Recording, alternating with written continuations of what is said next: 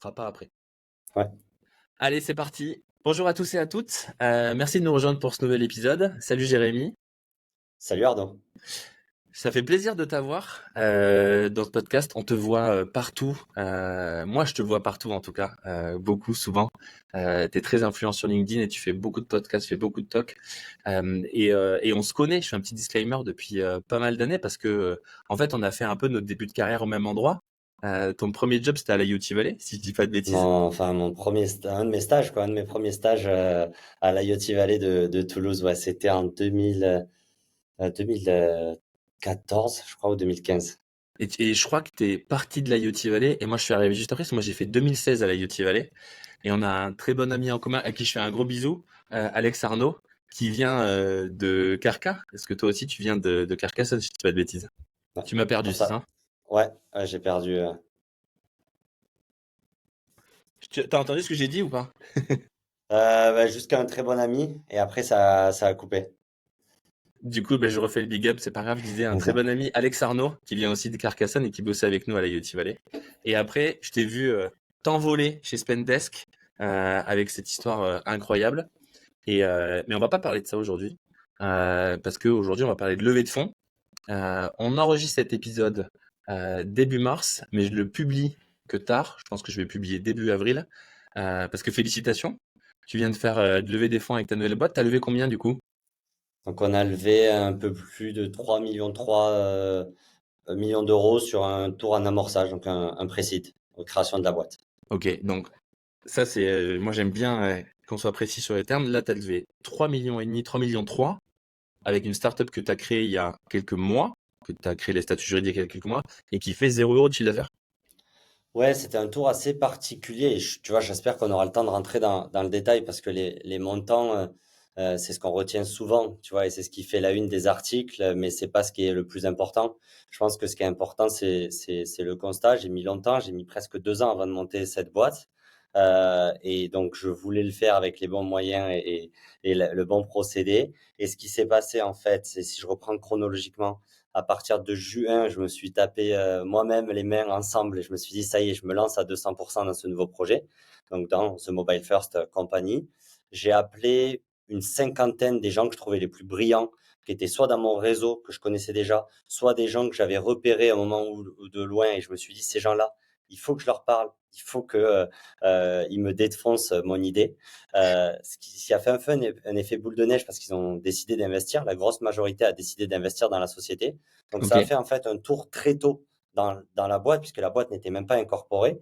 Tu le Une des savais erreurs. quand tu as ton idée en juin, tu te dis c'est bon, allez, je prends mon courage, j'y vais, je me fais la première boîte que je vais monter de ma vie et je vais aller voir ces 50 personnes que je trouve pertinentes sur le marché sur plein de raisons qui vont t'aider. Est-ce que tu avais cette idée en tête de peut-être ces mecs-là, ce sera mes prochains investisseurs? J'avais fait le pour, le contre entre lever de l'argent ou pas lever de l'argent, lever en equity ou lever de la dette, quelque chose qu'on parle pas assez dans l'écosystème. Et c'est là où j'ai pris la décision d'aller lever sur de l'equity, en fait. Et je savais que j'avais besoin à peu près de 2 millions d'euros pour valider ma thèse et mettre en place, on va dire, mettre le train sur les rails, quoi.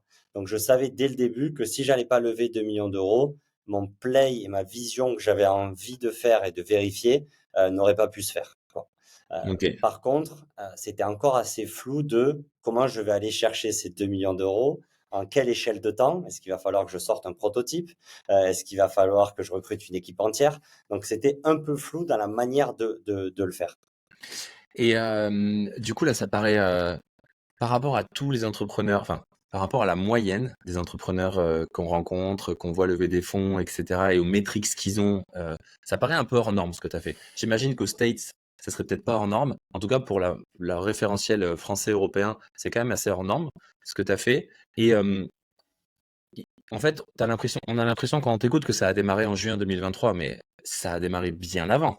Cette idée-là, tu l'as mûrie depuis combien de temps? Tu l'as mûrie peut-être même depuis que tu es chez Spendesk.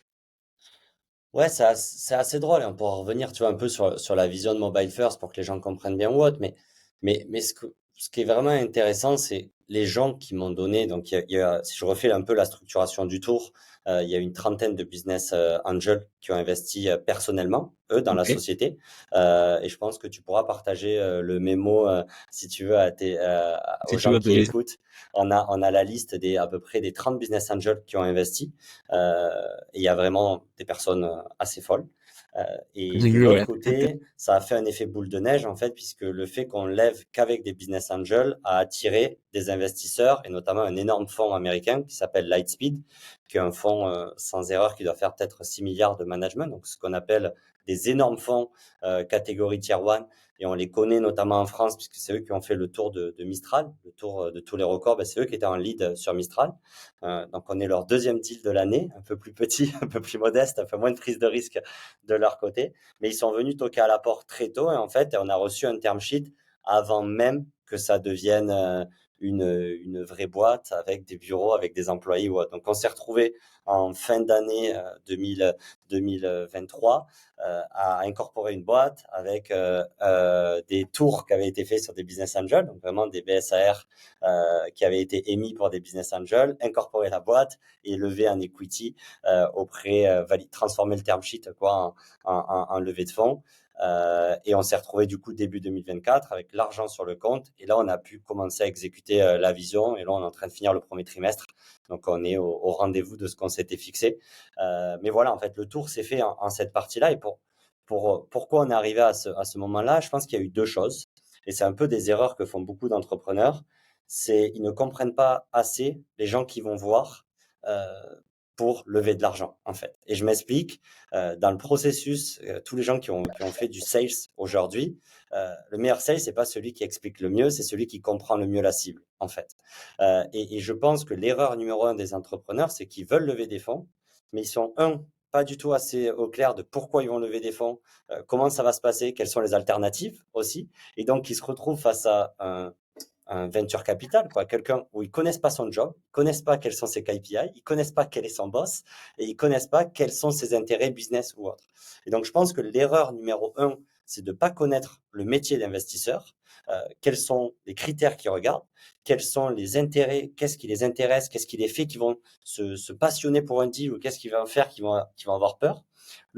Comprendre aussi la relation entre les différents investisseurs, quoi, et un peu on va dire le framework qu'ils ont devant les yeux ou la scorecard, tu vois, les choses à cocher qu'ils ont. Et donc, pour revenir sur ta question initiale, et j'ai un peu digressé et contextualisé, c'est je cochais une case qui était forte, c'est qu'ils savent que Jérémy Goyot ou n'importe quel employé early stage d'une startup et notamment d'une scale-up comme Spendesk où on a levé plus de 250 millions d'euros et on a fait bon usage de cet argent, c'est-à-dire que à chaque étape on a délivré ce qu'il fallait. Ben, ils n'ont pas peur de donner plus que ce que j'avais prévu de lever, de dire ben, au lieu de 2 millions, on va lui donner 3 millions, parce qu'ils savent que dans le passé, j'ai réussi à utiliser 2, 3, 30, 40 millions et j'ai réussi à ramener du revenu derrière. Donc en fait, le fait d'avoir, sur les 7 dernières années, travaillé dans une scale-up à très forte croissance, ayant levé des fonds et ayant été entouré d'autres entrepreneurs, et on pourra en parler, tu vois, de l'écosystème Spendesk, ben, ça me met dans une position en fait de rassurer des investisseurs en se disant, OK, c'est sa première boîte, parce que c'est ma première startup, mais derrière, il connaît les codes, il sait pourquoi il va chercher de l'argent, il sait comment l'utiliser et il comprend qu'en fait, c'est un besoin pour résoudre un problème et il va l'utiliser de la bonne manière. Parce que le plus gros problème, je pense que quand des entrepreneurs envoient des investisseurs, c'est qu'ils n'ont pas la même définition de pourquoi lever des fonds et à quoi va servir vraiment cet argent-là. Et c'est assez dur, même au quotidien, de se poser la question, de se dire, est-ce qu'en fait, faut que je sois de ce côté-là ou de l'autre côté, quoi. C'est vrai que c'est une question dont enfin, c'est un sujet dont on parle pas beaucoup. À l'heure où est diffusé le podcast, ou alors, pardon, à l'heure où on enregistre le podcast, j'en ai pas encore enregistré un autre, j'en ai enregistré un la semaine prochaine avec Julien Petit de 99, et on s'est appelé juste avant toi là, et on parlait exactement de ça, du fait que les entrepreneurs ne connaissent pas les KPI des investisseurs, ils savent pas comment ils gagnent de l'argent, ils savent pas qui sont leurs boss, et en fait ils connaissent pas le game, tu vois. Donc, à l'heure où vous écoutez, j'aurais déjà enregistré et diffusé cet épisode. Donc, j'aurais sûrement plus, tu vois, appris encore que ce que je sais aujourd'hui. Mais c'est vrai que c'est un gros problème. Et même, tu parles de comment on va utiliser l'argent. Je me souviens un jour, il y a un entrepreneur que je trouvais très bon il y a quelques années, qui était au début et qui me dit: «Là, si on me donne 10 millions, je saurais pas quoi en faire». Et j'étais en mode, «Bah si, enfin, tu vois là, tu grossis, tu machin» et je comprenais pas en fait ce qu'il disait et et après quand moi j'ai essayé de lever avec, ma boîte, et que j'ai essayé de lever 1 million et que j'y arrivais pas, heu, je c'est vrai que la question de revenait souvent la question de: «Qu'est-ce que tu vas faire avec?» et je sais que ma réponse elle était pas bonne à l'époque, mais j'avais pas conscience de pourquoi elle était pas bonne. Je pense que j'ai pas encore totalement compris, tu vois, ce qu'il faut faire, mais je pense que c'est le sujet le plus intéressant aujourd'hui et tu as raison de le préciser. On t'a pas donné 3 millions 000 parce que, tu es un peu connu, tu as une belle gueule, et tu as travaillé chez Spendesk et tu as écrit un joli mémo que je vais partager à tout le monde, qui est très sympa d'ailleurs. Il est très cool, mais c'est pas pour ça. On t'a donné 3 millions parce que tu sais et tu as prouvé et tu sais quoi faire avec cet argent pour en faire un vrai retour sur investissement qui intéresse des fonds d'investissement, c'est-à-dire un fois 100 quoi. Pas, heu, Ouais, pas le 2 c'est du livret A, quoi. c'est un point parce qu'en fait, c'est aussi c'est un peu comme le football, il y a plusieurs divisions, tu vois. Donc il y a ce qu'on appelle dans les fonds d'investissement, on dit tiers 1, tiers 2, tiers 3. Tu as sûrement dû faire un épisode là-dessus. C'est-à-dire qu'aujourd'hui, un tiers 3, il a des difficultés à déployer son capital. C'est-à-dire il a plus d'argent que de deals. C'est difficilement entendable pour certains modes, mais il a du mal à rentrer sur des deals. Là où un tier 1, ça va être l'inverse. Il y a plein de gens qui veulent son argent et lui, il doit choisir. Donc, on va dire que j'aurais pu juste sur une idée aller chercher un fonds de tier 3, les convaincre que, comme tu dis, tu vois, j'ai une expérience, je vais faire quelque chose, et ils auraient mis de l'argent. Euh, c'est quelque chose qui est possible. Moi, le choix que j'ai été faire, c'est d'aller chercher un tier 1 qui a aussi beaucoup d'argent, parce que ça, c'est quelque chose où on ne comprend pas le modèle d'un fonds. Mais en fait, moi, j'ai un fonds derrière Lightspeed, et enfin, j'aurais mieux fait mes recherches, mais de mémoire, c'est entre 6 milliards de management. Donc, c'est-à-dire que eux, leur job, c'est de retourner fois 2, fois 3 ces 6 milliards-là. Bon, c'est plus complexe ou autre, mais si on grossit, tu vois, ils ont 100, il faut qu'ils rentrent 300. C'est ce qu'ils ont promis aux investisseurs qui leur ont donné de l'argent. Donc, en fait, c'est exactement ce que tu dis, c'est aller voir ces gens-là qui m'ont donné 2 millions 3, la somme exacte, tu vois, investie par Lightspeed. Ben, en fait, leur dire, je vais vous faire une boîte à 10 millions de revenus, ben, ils s'en moquent. Ils auraient même pas investi. Moi, pourquoi ils m'ont suivi et pourquoi aussitôt à la création de la boîte ou autre, c'est qu'en fait, depuis un moment, et si tu regardes, il y a un article qui date de 2013 d'un des partenaires de Lightspeed qui avait écrit Mobile Software, Something is happening, tu vois. Donc, il y avait vraiment ce côté, qui est la thèse de The Mobile First Company, qui est de se dire, nous, on est persuadé que aujourd'hui, on arrive à un effet de plafond de la pénétration du logiciel, c'est-à-dire que on construit des logiciels pour toujours les mêmes personnes. Les designers passent de Sketch à Figma. Oui, y en a un qui remplace l'autre, mais on n'est pas en train d'équiper plus de gens. Nous, on est persuadé que via les téléphones, en fait, on va être capable de toucher plus de gens en faisant des logiciels métiers plus simples à utiliser, plus intuitifs. L'écran est plus petit, les fonctionnalités sont restreintes. Et aussi, on va utiliser les nouvelles technologies, ce qu'est en train de faire Android, ce qu'est en train de faire Apple, qui permettent en fait de prendre des innovations qui sont révolutionnaires, qui ont été démocratisées parce que les gens utilisent Apple Pay en perso. Donc, quand ils vont devoir encaisser un paiement avec leur téléphone, c'est pas de la magie, en fait, parce que Apple a évangélisé. Donc, nous, notre thèse, c'est de se dire, on va ouvrir la boîte de Pandore ou l'argument que tu veux dans le software. On va aller utiliser le téléphone pour aller pénétrer des gens qui ont très peu acheté de software dans les dernières années. Et donc, en fait, c'est pas uniquement ma boîte qui les intéresse à mes investisseurs. Ce qui les intéresse, c'est est-ce que cette thèse-là qu'ils ont depuis longtemps, est-ce que le mobile software, qui est la catégorie, la thèse, est quelque chose qui va marcher un jour ou l'autre. Et donc, le pari qu'ils ont fait, ils se sont dit, ça fait un moment qu'on est curieux de cette thèse-là, on va prendre une équipe qui a des compétences très spécifiques, qui a une philosophie très spécifique, qu'on pense qui est la meilleure pour valider cette hypothèse. On va leur donner plus de cash que ce qu'ils ont besoin pour qu'ils aillent le vérifier encore plus vite. Euh, et s'ils se le vérifient, tant mieux, on suivra et on continuera avec eux. Et si ça meurt, c'est pas grave, parce qu'en fait, ça nous a coûté 2 ou 3 millions pour mettre une croix sur cette thèse et on fera plus jamais ces erreurs-là d'investir dans ce type de boîte. Et donc ça, c'est, tu vois, ce que le mec à qui je parlais, Antoine, qui est le partenaire, qui est un Français, quand il a investi chez moi, c'était ce qu'il avait lui en tête, en fait. Donc c'était complètement deux intérêts qui étaient différents. alors c'est ce que j'admire beaucoup. Je vais juste revenir sur une anecdote pour montrer le niveau euh, un exemple, moi, dans ce que tu as dit là qui me frappe.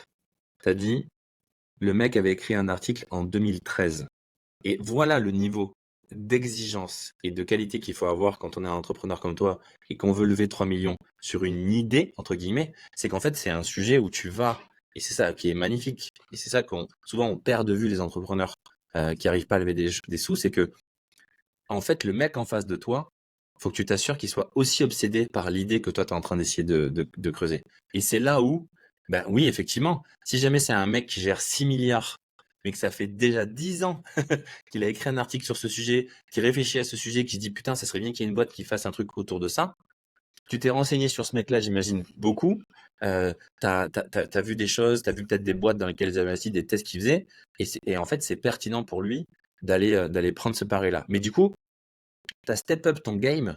Euh, c'est un peu ce que me disait Victor Mertz dans un ancien épisode. En fait, euh, t'es allé montrer cette ambition qui fait que du coup, ça va intéresser des investisseurs professionnels, des VC, tu vois, des gros fonds, d'aller mettre chez toi. Et c'est ça que t'es allé démontrer finalement. Et t'es pas allé le faire ton roadshow en fait. T'as cassé les codes. Je pense que peut-être la réalité, c'est que les mecs comme toi qui font des gros roadshows comme ça, des grosses levées, en fait, ils font ces roadshows donc que tu fais toi. C'est-à-dire que ils vont pas lever de l'argent, ils vont rencontrer des gens, ils vont parler d'idées. Et en fait, c'est ces rencontres qui les mettent en face de gens ultra pertinents parce que il y a beaucoup d'investisseurs qui m'ont dit et d'entrepreneurs qui m'ont dit euh, les mecs qui ont mis dans ma boîte, en fait, je les connaissais déjà avant d'aller lever. Est-ce que c'est le cas pour toi? Typiquement là, Je connaissais 90%, tu vois, sur les 35 investisseurs qu'il y a, on va dire, j'en connaissais 25 avant que je lance la boîte et j'en ai rencontré tu vois, entre juin juillet, tu vois, qui a été vraiment la cristallisation. Le reste, je les avais rencontrés en début d'année, quoi. Et Ok. Antoine, le partenaire de Lightspeed aujourd'hui qui nous a fait confiance et qui a investi, je le connaissais depuis 5 ans, mais il était dans un autre fonds en fait là-dessus. Et les trois personnes que je ne connaissais pas sur ce tour, euh, c'était vraiment les meilleurs entrepreneurs du mobile. Tu vois, il y a le fondateur Jean-Baptiste de MWM, qui est un des 5 plus gros publishers d'applications mobiles au monde et il est français. Euh, ben, c'était le gars à avoir sur ce tour-là.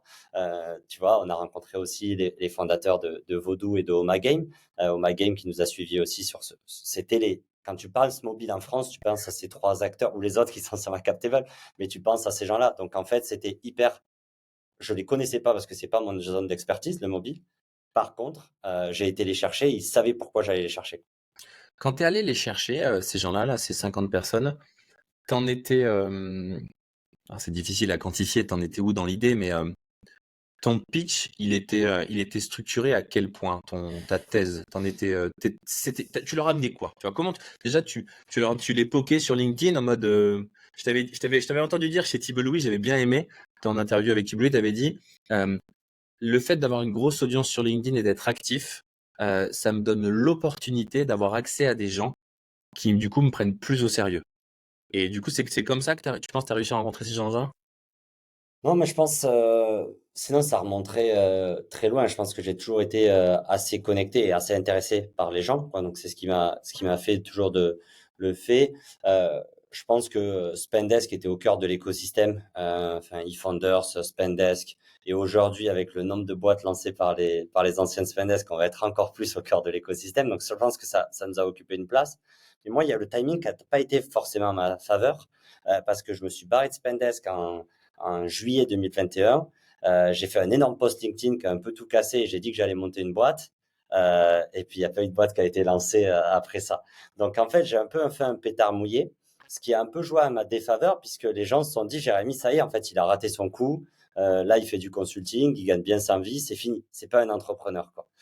Donc, je pense que si j'avais levé post-Spendesk le lendemain de ce post LinkedIn, j'aurais pu prendre 5 millions euh, en safe avec peut-être une valorisation, une cap, et j'aurais pu passer 2 ans à construire une boîte. Et moi, ce que j'avais besoin, c'était de construire ces convictions. Et donc, ce qui a joué quand les gens que j'ai rencontrés, je pense qu'ils ont à la fois baqué la vision, qui était cohérente et où ils se disent, C'est vrai. Soit ça bascule, soit ça marche pas. Mais de deux, ils ont baqué une conviction et une expertise là-dessus. Et donc, comment je m'y suis pris? J'ai pris j'ai passé 4 semaines à lever des fonds, en fait. Et c'était vraiment timé semaine par semaine. Donc, on a d'abord fait un tour de 500 000 euros uniquement Business Angel, en Ok. gros. Donc ça, je l'ai fait du 15 juillet à début août, globalement, qui n'est pas le meilleur timing, puisqu'il y a beaucoup de gens qui n'ont pas répondu et qui se sont réveillés plus tard. Les investisseurs, Mais ils aiment du bien prendre des coup, vacances, ouais. ouais, mais du coup, ceux avec qui j'avais des discussions, ils étaient disponibles avec certaines des connexions Internet pas très rapides. Mais ce qu'on a fait, c'est la première semaine, j'ai appelé tous les gens que j'admirais, que je connaissais de confiance. Donc, il y avait les partenaires de eFounders, Thibaut Elzerg, tu vois, Quentin, Ils te connaissent Mathieu déjà. et Amaury. Ils me connaissaient, ils m'ont vu en stage, ils ont vu ce qu'on a fait chez Spendesk. Euh, Ils m'ont suivi là-dessus. J'ai appelé les anciennes Spendesk, les deux fondateurs de Spendesk, les trois fondateurs de Spendesk, enfin les deux actuels et Jordan qui a monté de facto depuis, et 5-6 autres anciennes Spendesk, ils m'ont suivi là-dessus. J'ai appelé d'autres business angels de confiance, et en fait, la première semaine, j'avais déjà levé peut-être 75% de ce que j'avais besoin sur les 500 000. Donc, j'avais presque, je crois, 360 ou autre. La deuxième semaine, c'est peut-être une des erreurs que j'ai faites. Je me suis dit, je vais contacter tous les gens que je connais pas. Parce que maintenant, j'ai levé, donc je vais prendre tous les dream personnes. Donc, j'ai appelé tu vois, le head of mobile de Airbnb. J'ai essayé de reach out des gens et c'est là où j'ai eu que 50% de réponses. En fait, je pourrais Énorme. t'envoyer un dashboard. J'ai toutes les datas que j'avais faites, mais j'ai eu là pas mal de ratés. J'ai eu pas mal de gens qui n'ont pas. J'arrivais sur des calls, les gens ne comprenaient pas. J'ai eu par exemple les fondateurs de Vodou qui n'ont pas investi. Euh, j'ai eu plein de gens où en fait là, ils me connaissaient pas, ils comprenaient pas le play, ça marchait pas, quoi. Donc, ma deuxième semaine, ça a été un peu une semaine de flop, quoi, même si j'ai dû avoir certains tickets. Et la troisième semaine, j'ai fait un intermédiaire. J'ai repris des gens que je connaissais, j'ai repris des gens qui étaient là-dessus, et j'ai aussi beaucoup plus utilisé les gens de la première semaine pour me faire des intros à ces personnes-là. Et là, la troisième semaine, ça a été le même jackpot que la première semaine, que des discussions ultra inspirantes, parce qu'en fait, il n'y avait pas de pitch deck, il n'y avait rien. C'était en mode, pourquoi tu te lances maintenant? Les questions qu'on te posait, c'était, pourquoi tu le fais maintenant? Est-ce que tu es sûr? Tu as une vie de rêve aujourd'hui? Pourquoi tu te fais chier à monter une boîte et à retourner dans la fossée? Et est-ce que tu es sûr de ça vraiment? Sur quoi tu te bats? Et donc la troisième semaine, ça a fait. Ça a un peu débordé sur la quatrième semaine, où là, du coup, je commençais à avoir plus de gens que prévu. Et là, c'était un peu ce que j'appelle la rançon du succès, c'est de se dire, là, tu dois travailler tes allocations pour t'assurer en fait que ces allocations sont là. Mais mon succès de la levée de fonds, il était lié à s'assurer que les gens de la première semaine m'ont suivi sur cette aventure et m'aider à aller chercher d'autres entrepreneurs. Donc, il y a, tu vois, Bénédicte et Guillaume de Emblème, ils m'ont présenté tous les gens de la troisième semaine. C'est presque eux qui me les ont présentés après avoir investi, quoi. Ouais, mais ouais. Et j'imagine les gens qui nous écoutent là quand tu dis ça et qui disent ouais, mais du coup, comment il a fait en fait pour que ces investisseurs ils l'aident? Moi, j'ai déjà eu des investisseurs et après ils m'aidaient pas, machin. Mais en fait, t'es pas allé chercher juste des gens au hasard ou des potes. T'es allé chercher des gens qui étaient aussi passionnés par le sujet que tu traitais. Et donc, c'est comme s'ils montaient la boîte avec toi, limite, même si jamais ils vont pas être opérationnels. Et c'est pour ça qu'ils étaient aussi investis et qu'ils t'ont présenté des gens. Parce que eux aussi, ils ont envie que ce sujet-là, il soit traité en fait et qu'il y ait quelqu'un qui fasse quelque chose. Ouais, je pense que c'est assez intéressant, tu vois, Quentin de eFounders, l'élément de mémoire, il avait fait son MBA à l'époque sur l'ERP et sur le côté de diviser un ERP, tu vois, donc on est en train de construire une sorte de ERP de notre côté, donc lui, ça lui a rappelé son MBA sur l'ERP, donc tu vois, c'était le lien particulier de ce que tu décris, c'est comment en fait le gars en face de toi, il est intéressé, quoi. Et nous, on a été chercher beaucoup de business angels, on est leur premier investissement, en fait. Olivier, par exemple, de Photoroom, qui est aujourd'hui, je pense, une des plus belles boîtes françaises qu'on a en termes de mobile et d'IA. Olivier, le VP Growth de Photoroom, on est l'un de ses premiers angel investissements, quoi. Et donc, c'est quelqu'un où il fallait vraiment le rassurer parce que lui, c'est son argent perso.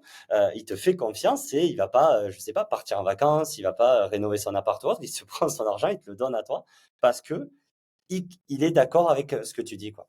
Donc, ça a été ça la force aussi de créer un tour avec ce qu'on appelle maintenant beaucoup des opérateurs. C'est des gens qui ont investi entre 5 et 10 000 euros. Donc, c'est des petits montants, mais c'est des gens qui étaient ultra convaincus. Et donc, il faut toujours mixer, tu vois, les gens qui ont mis, On a des gens qui ont mis plus de 50 000 dans le tour. Et donc, comment tu mixes ces gens-là qui vont être beaucoup plus passifs, en fait, là-dessus, qui vont être plutôt des beaux noms, des beaux visages à mettre sur une landing page, mais qui vont pas forcément t'aider au quotidien, parce que c'est pas leur job. Et d'autres personnes qui vont mettre peut-être 5 000 euros, mais qui vont t'aider, dans notre cas, à faire tout le plan de tracking à amplitude, qui est un sujet où on se casse la tête et où ces gars-là sont juste les meilleurs en France sur ces sujets-là.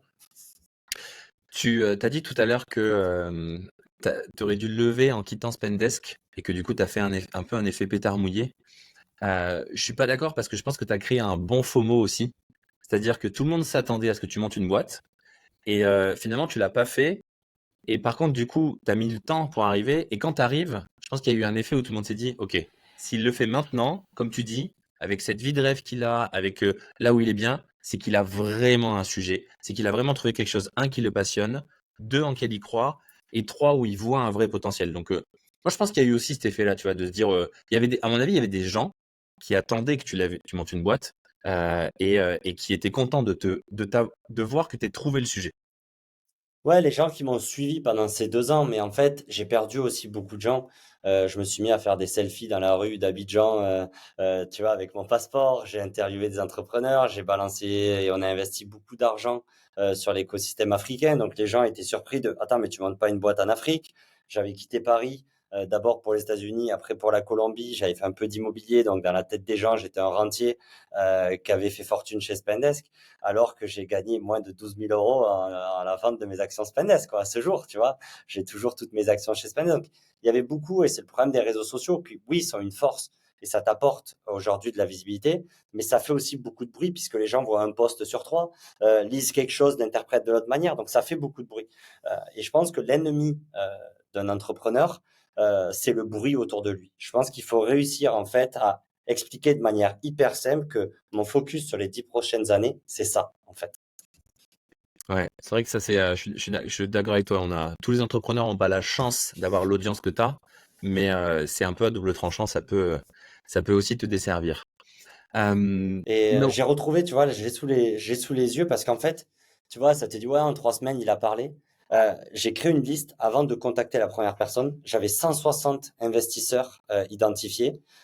C'est un tableau Excel avec le nom, la boîte, le pourquoi, à peu près l'argent que j'aimerais qu'ils valident, les autres investissements qu'ils ont fait et leur expertise qu'ils peuvent ramener autour de la table. Donc j'avais un document de 160 lignes, tu vois, de ces contacts-là. J'en ai contacté en 1 ou 2 semaines, j'en ai contacté 99. Donc c'est à peu près, tu vois, 60% là-dessus. Et au final, il y a 34 investisseurs qui ont investi. Donc c'est à peu près 21% de tout ce que j'avais identifié. Et il y avait 49 qui ont montré leur intérêt. Tu vois, donc j'avais 50% des gens qui ont montré leur intérêt là-dessus, et j'avais 28% qui ont dit non, qui ont decline là-dessus, et j'ai 11% qui ont jamais répondu, en fait. je Donc, te, tu vois, en fait, on voit le succès là-dessus, mais en fait, c'est aussi beaucoup de rencontres sur une période donnée qui est très courte, en fait. même pour Jérémy Goyot, c'est beaucoup de rencontres et c'est beaucoup de travail.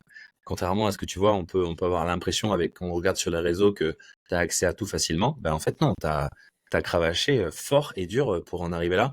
J'espère que enfin, je leur souhaite pas, mais j'espère pour toi en tout cas, que tu feras l'effet Sorare à tous ceux qui n'ont pas mis dans ta boîte. Je me souviens, j'avais rencontré des investisseurs qui avaient dit non à Sorare et qui maintenant s'en mordaient les doigts. J'espère que tu leur feras cet effet-là. En parlant du coup d'ambition démesurée, et tu dis, et moi ça je trouve ça important, je connais les KPI des investisseurs qui ont mis chez moi, notamment ce gros fonds Tier 1 qui a mis chez toi. Tu as levé 3,3 millions sur une boîte qui fait pas encore de chiffre d'affaires. Du coup, c'est quoi les métriques là sur 2024, 2025, 2026? Ça ressemble à quoi? Du coup, des métriques d'une startup comme la tienne qui doit atteindre des ambitions. Et, euh, et suite à ces métriques-là, du coup, quand est-ce que c'est ta prochaine levée? Et j'imagine que tu es déjà en train d'y réfléchir, peut-être pas en train de la commencer, mais en tout cas en train de réfléchir et tu as déjà un plan, à mon avis. Ouais, Mais plusieurs d'abord l'ambition, les KPI. questions. Non, non, je pense que l'ambition pour nous, elle est de vérifier notre thèse le plus vite possible, en fait. Ok. Et je pense que c'est comme beaucoup pour valider qu'une idée qui a un marché, ben, faut qu'il y ait du cash derrière. Donc je rentrerai pas dans les montants, les partager de quelles sont les ambitions, parce qu'il y a plusieurs chiffres. Il y a ceux que je mets à mon équipe, qui sont ultra ambitieux.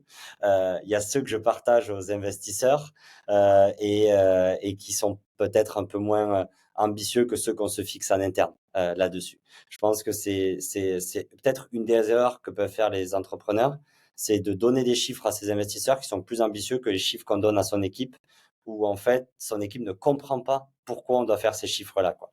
Donc nous, on est encore au tout début, mais on s'est fixé avec mon cofondateur et la core team du début des KPI qui sont hyper intéressants.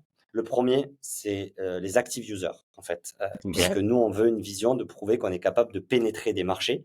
On target uniquement les États-Unis au début, donc on a un nombre d'active users qu'on s'est fixé entre nous. On s'est dit, si on fait ça, on sera fier de nous. Si on arrive à faire ça, ce sera pas un succès. Si on n'arrive pas à faire ça, il faudra se poser des vraies questions et se remettre en questionner. Est-ce que c'est un Euh, nombre ou est-ce que c'est une croissance aussi? C'est aussi lié à la non, c'est un croissance. nombre. Ok, c'est un C'est un nombre. nombre en fin d'année. Globalement, comment on fonctionne? Nous, on fonctionne chaque trimestre, on se met un peu des incendies, des grosses GitHub issues, c'est de se dire, si on n'arrive pas à résoudre ces problèmes-là, ça va être difficile sur la suite. Et à la fin de l'année, on s'est dit, voilà la direction dans laquelle où on doit aller et on doit être là à la fin de l'année. Je pense que ce qui est hyper intéressant quand tu fixes des objectifs, c'est de mettre des objectifs que tout le monde peut comprendre et que tout le monde peut avoir un impact dessus. Tu vois. Par exemple, si je mets un MRR, le MRR qu'on s'est fixé, le développeur, tu vois, le lead front-end qui fait toutes les apps chez nous, qu'est-ce que ça Ouais. va lui parler, tu vois? Ouais, ouais. Alors que si c'est des users, bah, il va savoir qu'en fait, on perd tant dans l'onboarding. Il va savoir que cette feature, elle marche ou elle marche pas. Tu vois? Et donc, en fait, il va pouvoir se connecter avec les objectifs de la boîte. Donc, je pense que c'est ce qui est vachement important. Donc, nous, on s'est fixé un nombre d'active users. On s'est fixé un nombre de satisfaction de nos clients qui est lié à la fois à la note qu'ils mettront, parce que dans le mobile, les stores, les gens communiquent sur les stores et c'est assez transparent. On s'est fixé aussi sur la rétention qu'on va avoir, qui sont des chiffres rois dans le mobile à 7 jours, à 30 jours, à 60 jours, à 90 jours. Et on s'est fixé un nombre de revenus parce que le play qu'on a vendu, c'est qu'on est persuadé qu'on est capable de faire plus de cash que les autres boîtes SaaS, en fait. Et donc, je dois cracher plus de cash que les boîtes SaaS classiques là-dessus. Donc, c'est un KPI qu'on s'est foutu aussi de Ok. notre côté là-dessus. Par contre, je suis dans un play qui est différent. Donc, on sait que ça va être long. On s'est donné jusqu'à 3 ans avant de le faire marcher. On s'est D'accord. donné jusqu'à 3 ans de valider ces différents sujets parce qu'en fait, toutes les 2 semaines, on sort presque un nouveau produit, on sort presque une nouvelle fonctionnalité. En fait, on est sur un play qui est vraiment, on a pris le concept du hyper casual qui avait été fait dans le gaming, de en fait lancer des jeux et voir ce qui marche et killer le reste. On fait pareil un peu dans l'univers software. Donc en fait, on va pas passer 6 mois à construire un produit. Toutes les 2 semaines, on sort un nouveau produit presque. Et donc du coup, tant qu'on garde ce rythme-là, tant qu'on garde cette vélocité-là, nous, notre capacité, c'est notre vélocité. Et les investisseurs, ce qu'ils veulent vérifier chez nous, c'est qu'ils veulent juste qu'on ait ce rythme presque en sur-régime tous les 15 jours, où on est capable d'aller valider des hypothèses plus vite que n'importe qui. Et c'est ça notre vrai KPI qu'on regarde en interne, c'est est-ce qu'on peut aller plus vite et est-ce qu'on peut valider plus d'hypothèses. Par contre, on sait que le jour où on va réussir à valider cette hypothèse, normalement, ça doit payer. Et si ça ne paye pas, c'est qu'on a un problème sur la vision et sur le marché. Ou sur l'exécution. Ou sur l'exécution, mais ça, tu arrives à le voir au quotidien. Ton exécution, on sait quand tu es en rythme de croisière et tu sais quand tu n'es pas en rythme de croisière là-dessus, quoi. Ok. Je peux te Donc, dire exactement les 15 trucs qui nous manquent, pourquoi on n'est pas assez rapide aujourd'hui, tu vois, et on sait exactement, et certains on y travaille, d'autres on n'a pas encore la solution pour avancer là-dessus. ok.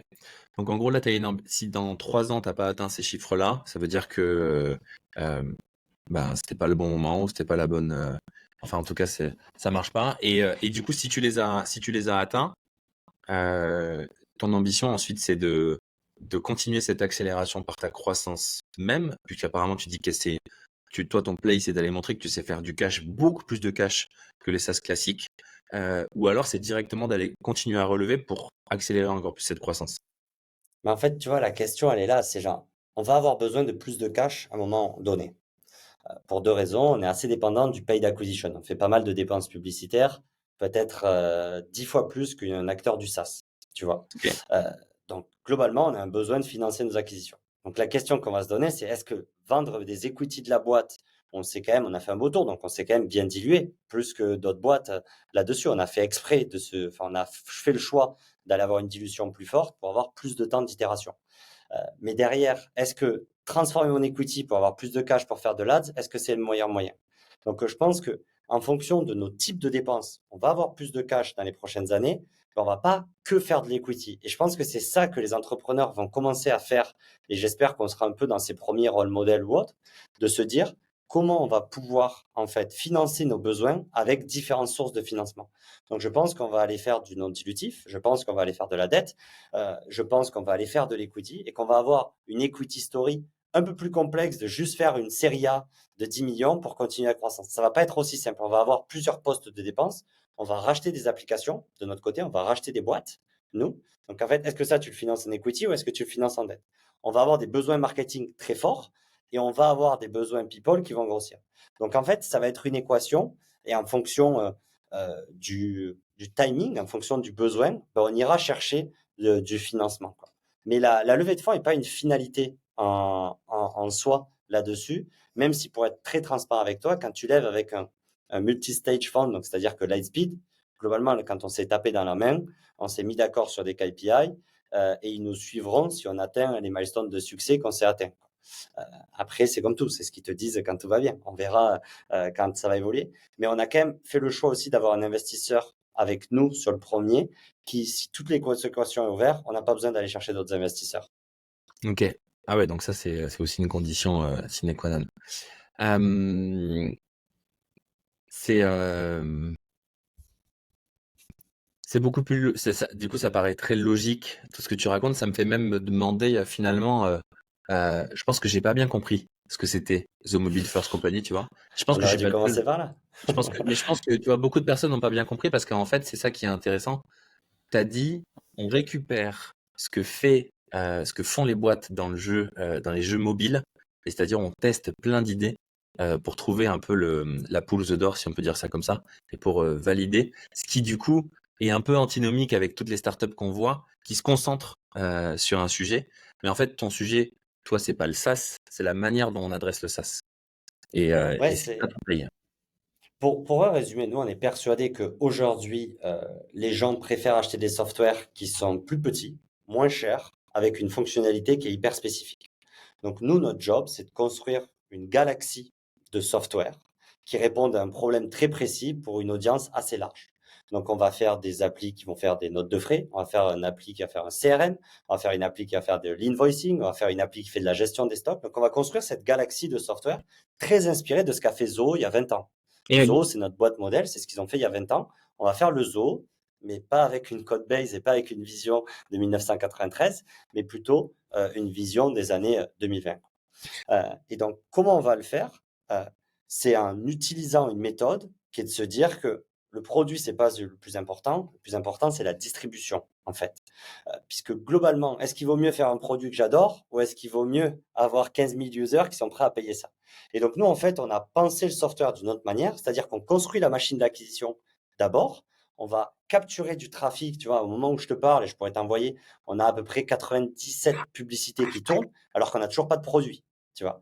Mais on a 97 publicités qui tournent avec des coûts assez faibles pour en fait de vérifier quelle est la fonctionnalité qui marche. Parce que là, on travaille sur l'inventaire, un sujet que tu connais bien. Ça peut être 1 million de choses, l'inventaire. Ben, nous, on a un peu le EasyJet du software. On ne peut pas tout faire. Dans l'inventaire, on va pouvoir faire une seule chose. Donc, c'est peut-être le barcode scanner.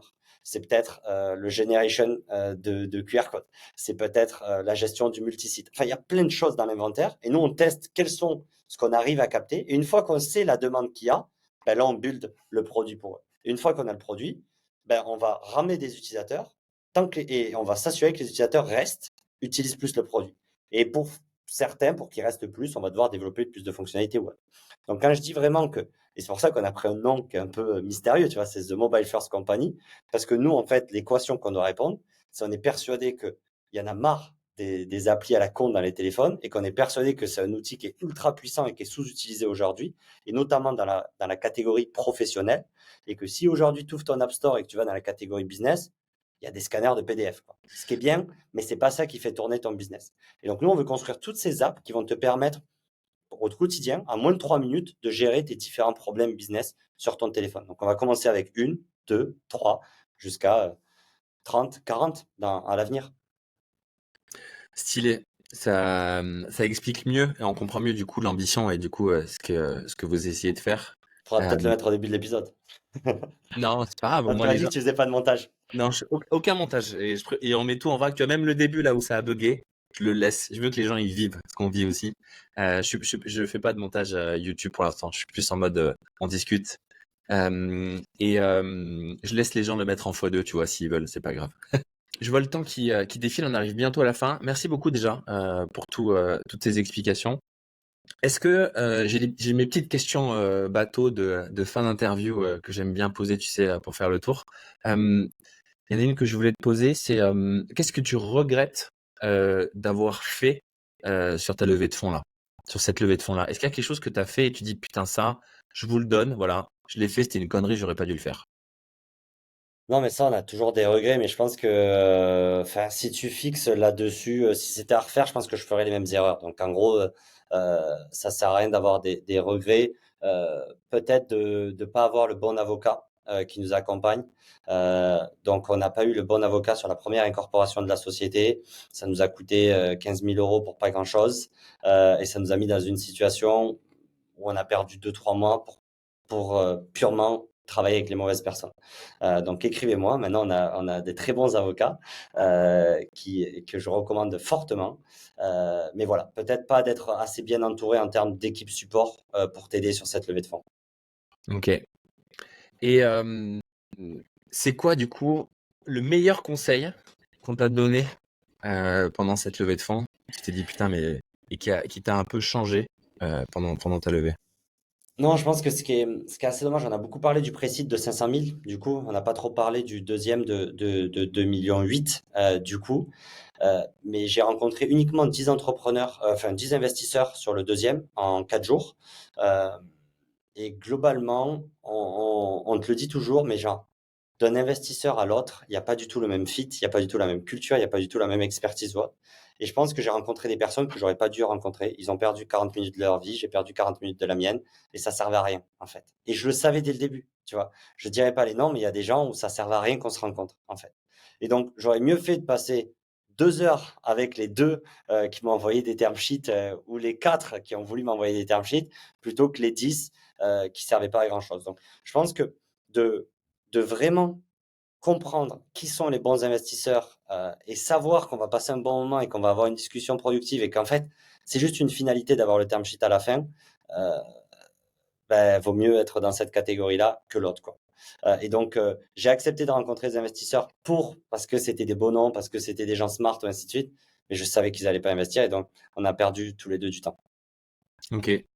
Ouais, d'accord. Toi tu dis si tu le sais qu'il va pas investir, perds pas de temps quoi. Si comment t'en étais persuadé qu'il allait pas, comment tu savais que ça allait pas fitter? Ah, les gens, ils font de la fintech. Oui, toute mon équipe, on vient de la fintech, mais c'est Oui. très long pour faire de la fintech. Donc, en fait, ils comprennent pas ce qu'on dit, ou ce qu'on fait.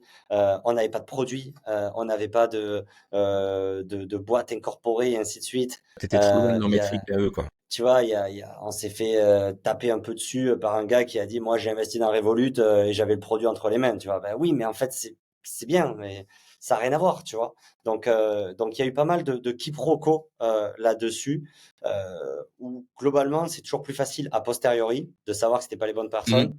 Mais en fait, j'avais aucune surprise. J'avais aucune surprise. Quand ces personnes m'ont dit, à la fin du meeting, je me suis dit, mais c'est vrai, j'aurais pas dû faire ça. C'est un super bon conseil. Moi, c'est un truc que je regrette avoir fait aussi, de m'être retrouvé en face de gens à qui je devais expliquer mon marché. Et je me disais, mais qu'est-ce que je fous là en fait? C'est pas leur play en fait. Ouais. Et c'est ma faute parce que leur thèse, elle est publique. Je le savais, ou alors je l'avais pas lu parce que j'avais pas pris le temps et j'aurais dû. Et en fait, je gaspille mon temps et je me suis pas respecté moi en tant qu'entrepreneur. Donc ça, moi, je l'aime bien ce conseil. Il est beau. C'est de dire, bah, si tu sais que le mec, il est pas fait pour toi, vous faites pas perdre du temps mutuellement, quoi. On arrive à la fin. Merci beaucoup pour ton skate. C'est la fin.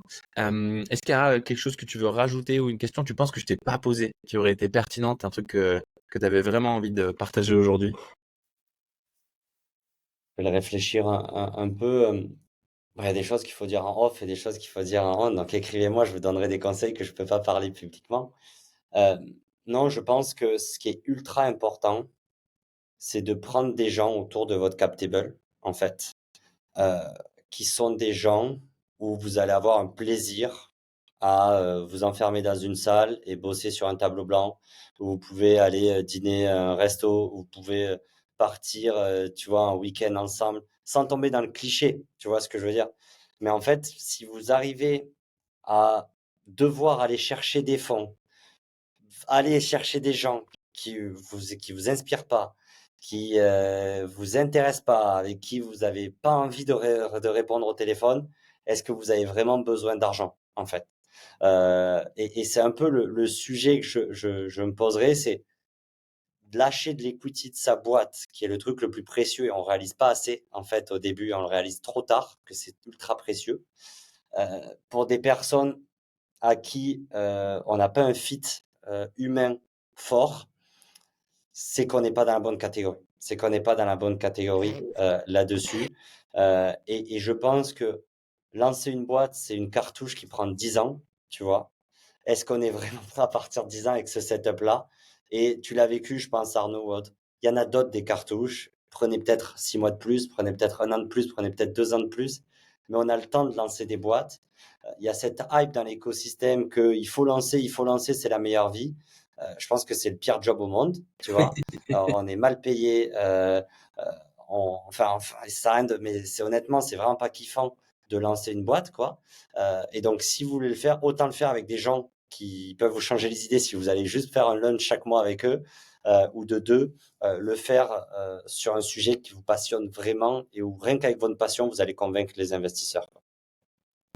Je partage ce dernier mot à 100%. Un jour, il y a quelqu'un qui m'a dit, il a catégorisé les entrepreneurs de la meilleure manière, je pense qu'on puisse. Un entrepreneur, c'est quelqu'un pour qui entreprendre, c'est un non-choix. Et tu vois, je suis d'accord avec toi parce que en fait, on voit que les paillettes, on voit que les levées, on voit que les machins.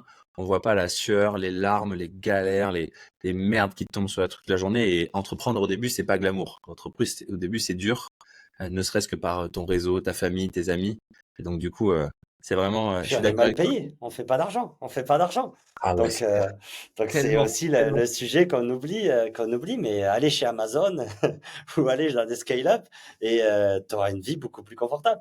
Donc c'est aussi le métier le plus ingrat et donc il faut le faire avec les bonnes personnes. Je suis bien d'accord. Le truc du resto, c'est pas mal. Je pense à minima. Un investisseur, si ça te fait chier d'aller bouffer au resto avec lui, oublie-le. Déjà, à minima, rien que ça, quoi. Sans rentrer dans le cliché, comme tu disais, tu vois. Jérémy Goyot, merci beaucoup.